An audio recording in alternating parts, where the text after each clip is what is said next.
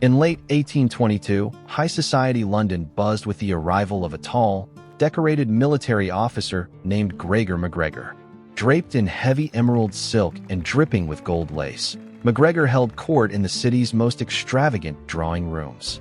He announced to aristocrats and wealthy merchants that he had been crowned the cazique, or sovereign prince, of Poyais. Poyais, he claimed, was an undiscovered tropical paradise situated along the lush Mosquito Coast of Central America. He painted vivid pictures of endless rivers running over beds of pure gold, ready to be gathered by hand. The soil was so extraordinarily fertile, he insisted, that farmers could harvest corn 3 times in a single year. Local indigenous tribes, according to MacGregor, were deeply friendly and desperate to welcome British settlers to their shores. The capital city of St. Joseph supposedly featured wide, paved boulevards, magnificent marble government buildings, and modern hospitals. British elites clutched their wine glasses in awe, desperate to invest in this newfound jewel of the New World. But behind MacGregor's aristocratic smile lay a terrifying, catastrophic truth that would cost hundreds of people their lives. The country of Poyais did not exist on any map in the entire world, except for the ones MacGregor printed. St. Joseph was not a shining capital of marble and gold, but an uninhabited, dense, disease-ridden tropical swamp. The sparkling rivers contained no gold, and the friendly locals were nowhere to be found in the suffocating jungle.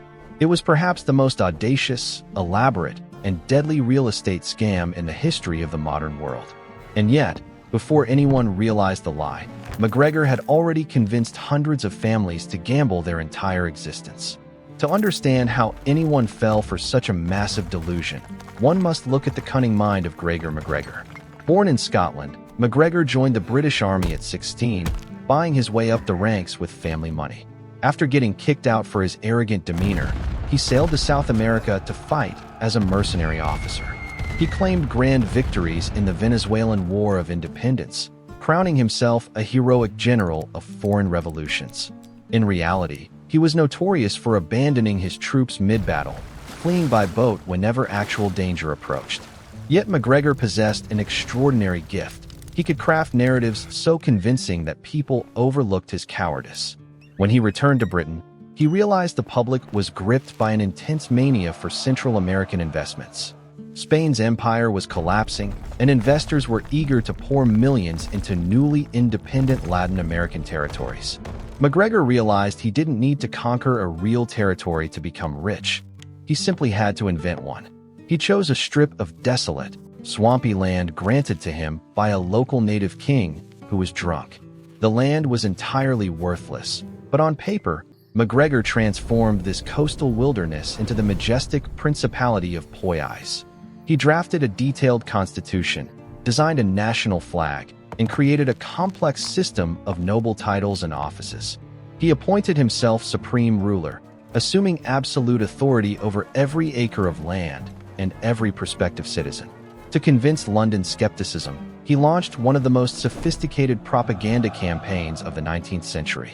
MacGregor wrote a 300-page guidebook under a fake name, detailing Poyaisian geography, wildlife, and commercial opportunities. He rented a massive, expensive embassy building in central London, hanging the official Poyais flag above the main doors. Wealthy aristocrats line up outside, eager to purchase official Poyaisian land certificates for hard British sterling. MacGregor printed millions in official Poyaisian currency notes, featuring elaborate vector-style engravings to look completely authentic. He opened bank offices across Scotland and England, allowing poor farmers and middle-class families to exchange their life savings. Desperate for a fresh start, working-class families traded real British pounds for stacks of worthless Poyaisian paper dollars. MacGregor even targeted fellow military veterans, selling them high-ranking military positions in the non-existent Poyaisian army. He sold administrative posts, civil service appointments, and judicial titles to ambitious men eager for power in the new colony. The British press swallowed the story whole, printing glowing articles about the boundless economic promise of Poyaisian settlement. Investors flooded the Poyaisian embassy, buying up Poyais government bonds that MacGregor issued to fund his lavish lifestyle. He threw grand banquets, drinking fine champagne with politicians while lining his pockets with millions of pounds in cash. By late 1822, the first wave of pioneers was fully prepared to set sail for their new tropical home. 2 ships, the Honduras Packet and the Kinnersley Castle, were chartered to carry over 200 eager settlers. Among them were doctors, lawyers, farmers, women, and small children, all carrying certificates for land that didn't exist. The passengers packed their belongings, including heavy wool clothing completely unsuited for the tropical heat of Central America. On the docks, families waved goodbye to loved ones, believing they were embarking on the adventure of a lifetime. MacGregor stood on the harbor pier, smiling broadly and waving as the ships pulled away into the ocean. He had collected their money, sold them worthless paper, and sent them toward a desolate shoreline thousands of miles away. As the English coast vanished behind them, the settlers sang hymns on the deck, dreaming of golden rivers. For 2 brutal months, the ships braved violent Atlantic storms, holding tightly to their fake Poyaisian land deeds. In early 1823, the Honduras Packet finally dropped anchor off the isolated coast of the Mosquito Territory. The passengers rushed to the wooden railings, eagerly searching the horizon for the bustling harbor city of St. Joseph. But instead of paved streets, stone grand public buildings, and welcoming crowds, they saw only an unbroken green wall. Thick, impenetrable jungle extended down to the dark sandy beach, completely untouched by human civilization or modern development. Confused and alarmed, the ship's captain ordered a small party to row ashore to investigate the barren coast. When the settlers stepped onto the humid beach, they found no port, no shelter, and no trace of European settlers. The captain dumped the passengers and their heavy wooden crates onto the sand, turned his ship around, and left. Stranded on an isolated shore, the settlers attempted to pitch makeshift tents using canvas sails and tropical branches. Tropical rainstorms battered the crude camp daily, soaking their provisions and ruining their heavy woolen clothing and supplies. Native tribesmen eventually stumbled upon the desperate group, informing them that Poyais was an entire fiction invented by MacGregor. The shocking truth crushed the settlers' spirits. Their life savings were gone, and they were trapped in a wilderness.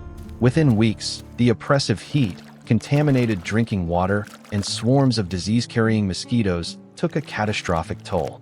Yellow fever and malaria swept rapidly through the camp, causing high fevers, delirium, and severe organ failure among pioneers. With no medical supplies or shelter, children and adults began dying daily in their mud-soaked, rotting canvas tents. Desperate survivors tried to hunt for food, but succumbed to exhaustion, poisonous snakes, and severe tropical infections. The settlers pulled out their crisp Poyasian currency notes, burning the useless paper to light small, damp campfires. Out of more than 250 settlers who sailed, over 180 perished on that beach. In April 1823, a passing trading vessel from Belize accidentally spotted the decaying, miserable settlement on the shore. Horrified by the piles of graves, the captain rescued the weak survivors and transported them to hospitals in Belize. News of the tragedy traveled slowly across the Atlantic, finally reaching the shock-filled newsrooms of London late that year. British naval vessels were immediately dispatched to intercept other settler ships before they reached the deadly Honduran coast. The public exploded with fury, demanding the immediate arrest and execution of the fraudulent Prince of Poyais. But before constable warrants could be served in London, MacGregor slipped out of his mansion under cover of darkness. He fled across the English Channel to France, carrying trunks packed with thousands of stolen British gold sovereigns. Arriving in Paris, MacGregor didn't hide. Instead, he began setting up the exact same Poyaisian scam again. He printed French guidebooks, opened a Parisian Poyais embassy, and began selling land certificates to wealthy French citizens. But French authorities were far more suspicious, arresting MacGregor before any French settler ships were permitted to sail. MacGregor was thrown into a cold Parisian prison cell, while prosecutors prepared a massive case for grand fraud. However, using his formidable charm and sharp legal defense, MacGregor convinced the court he was merely an innocent victim. In a shocking verdict that outraged survivors, the French court acquitted MacGregor of all criminal charges in 1826. Set free, MacGregor moved to Venezuela, where he successfully petitioned the government for a generous military retirement pension. He lived out his remaining years in quiet comfort in Caracas, untroubled by the tragedy he had orchestrated. Gregor MacGregor died peacefully in 1845 at age 58, having never paid a single penny in restitution. The Poyais scheme stands as one of history's most devastating reminders of how easily blind greed blinds logic. Hundreds of honest, working families trusted a decorated officer, trading their futures for a dream built on paper. They died in an isolated swamp, while the man who lied to them enjoyed champagne and state-funded luxury. Institutional systems routinely fail to protect the vulnerable, letting charismatic manipulators exploit legal loopholes for personal profit. The paper currency of Poyais rotted into mud, but the pattern of unchecked financial deception repeats century after century. History remembers the tragedy, yet the legal safeguards meant to prevent such atrocities often arrive far too late. When society elevates power and wealth above truth, the innocent inevitably bear the crushing weight of the fallout. Because the architects of the grandest scandals almost always walk away, while those who believe pay the price.